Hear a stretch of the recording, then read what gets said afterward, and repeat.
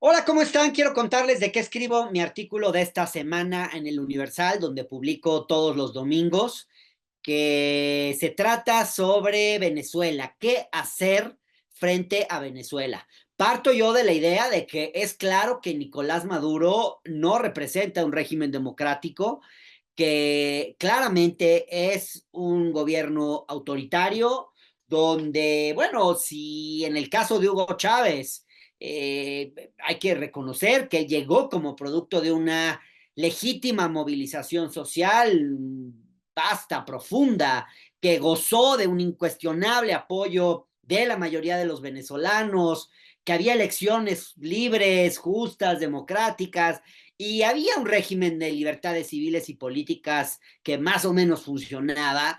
Con Maduro no se puede decir lo mismo, por lo menos desde 2015, cuando perdieron la mayoría en la Asamblea Nacional y se inventaron un Congreso alterno que era esta suerte de Congreso Constituyente, recordarán ustedes. Habrá sido por ahí de 2014, 2015. Desde entonces es un régimen crecientemente autoritario, crecientemente antidemocrático. En las recientes elecciones en Venezuela no pudo participar, no se pudo inscribir una de las candidatas.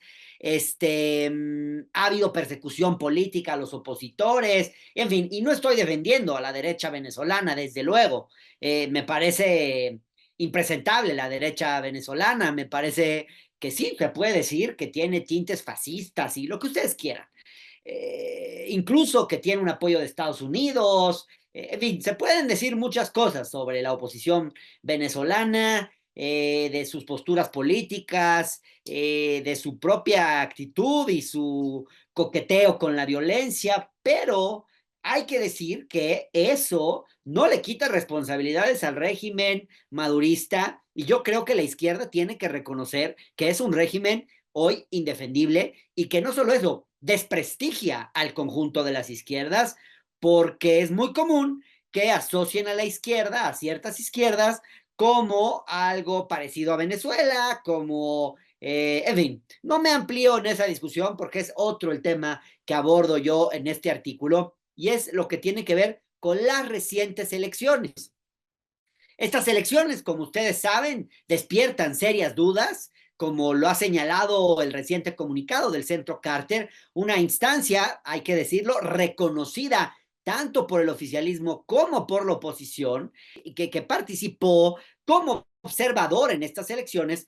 Y bueno, y en su comunicado del 30 de julio, después de la elección, ellos explican las razones por las cuales el proceso de elección en Venezuela no cumple con estándares internacionales mínimos de integridad, cómo se violaron numerosas leyes venezolanas, cómo la autoridad electoral actuó de forma sesgada a favor del oficialismo, en fin. Ahora, ¿podemos asegurar que hubo un fraude electoral?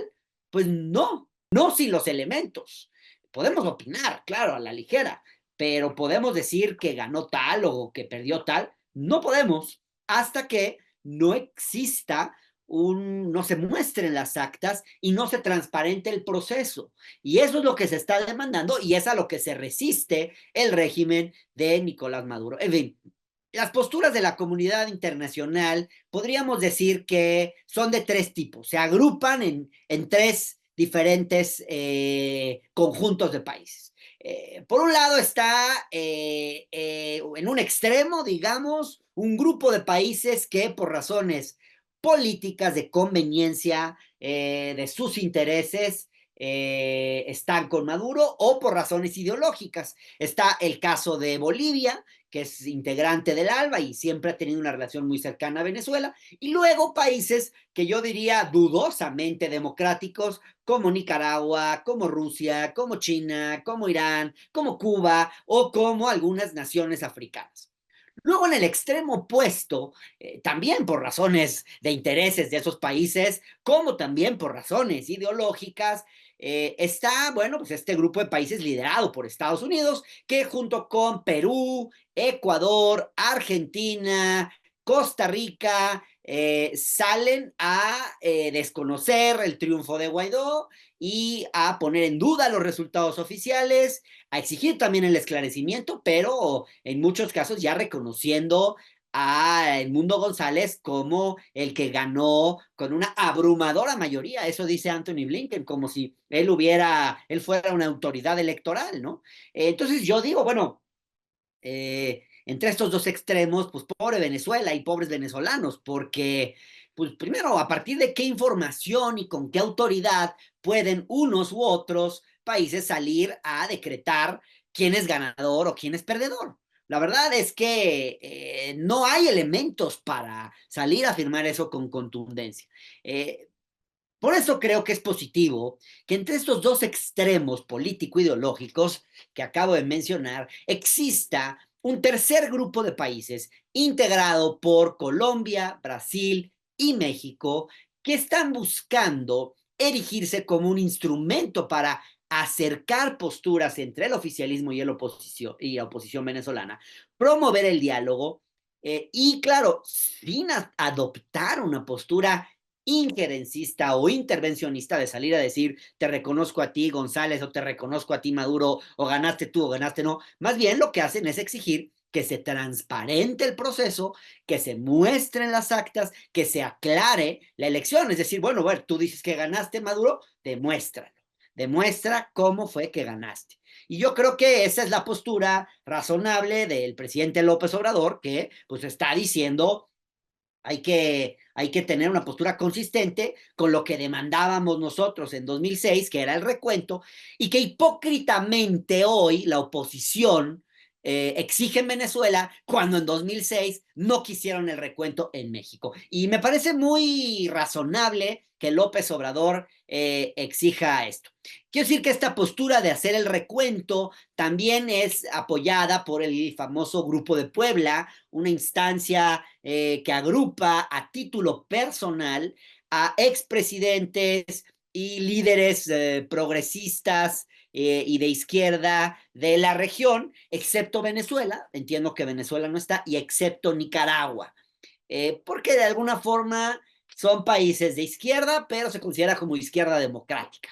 Bueno, eh, a fin de cuentas, yo creo que promover que se transparente la elección, se exhiban las actas, pues es el primer paso para esclarecer los resultados y saber qué pasó. Entonces, de esta manera, pues los gobiernos que están promoviendo esto, que son el de Petro en Colombia, el de Lula en Brasil y el de AMLO en México, pues no están convalidando un posible fraude, pero tampoco se están sumando al juego de los extremos polarizados que pues llevan a un juego de suma cero y en cambio lo que están haciendo es poniéndose como facilitadores para evitar que el conflicto político postelectoral se agudice y escale la violencia en Venezuela, esa violencia que ya estamos viendo en las calles. Entonces digo, al final, ¿qué otra cosa se puede hacer desde la comunidad internacional? En realidad es muy poco lo que se puede hacer desde la comunidad internacional para frenar un régimen autoritario y que en su lugar hay un régimen democrático. Es muy complicado.